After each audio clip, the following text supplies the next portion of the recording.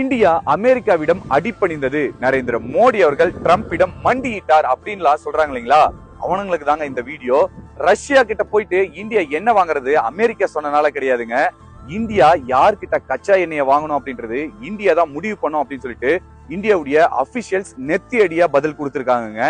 அது மட்டும் இல்லாம ரஷ்யா கிட்ட போய் என்ன வாங்குங்க அப்படின்னு சொல்லிட்டு ட்ரம்ப் சொன்னார் இல்லைங்களா, இந்த 30 நாள் வாங்குங்கன்னு சொல்லிட்டு. அது சொல்ல கிடையாதுங்க, ஆர்டர் போட கிடையாது, கெஞ்சி இருக்காங்க. நாம ரஷ்யா கிட்ட எண்ணெயை வாங்கணும் அப்படின்னா இந்த உலகத்துல இருக்கக்கூடிய ஆயிலுடைய ரேட் வந்து ஸ்டேபிளா இருக்கும். ஏன் அப்படின்னா அவங்க கிட்ட இருந்து ரஷ்யா கிட்ட இருந்து இந்தியா வாங்கி ரீஃபைனரி பண்ணா மட்டும்தான் ஆயிலுடைய ரேட் ஏறாது அப்படின்னு சொல்லிட்டு யுஎஸ் உடைய அபிஷியல்ஸ் இந்தியா கிட்ட கெஞ்சி இருக்காங்க. ஆனா இது அப்படியே திரித்து இந்த காங்கிரஸ்காரங்களும் இங்க இருக்கக்கூடிய இந்த சொம்படிக்கக்கூடிய இந்த இன்ஃபுளுசர் ஒரு சிலர் இருக்காங்க இல்லைங்களா, அவனுங்க சொல்றது நரேந்திர மோடி போய் அப்படியே காலில் விழுந்துட்டாருங்களாம். ட்ரம்ப் காலில். உண்மையே சொல்ல போனா ட்ரம்ப் தாங்க நரேந்திர மோடி அவர்களுடைய காலில் விழுந்திருக்காங்க.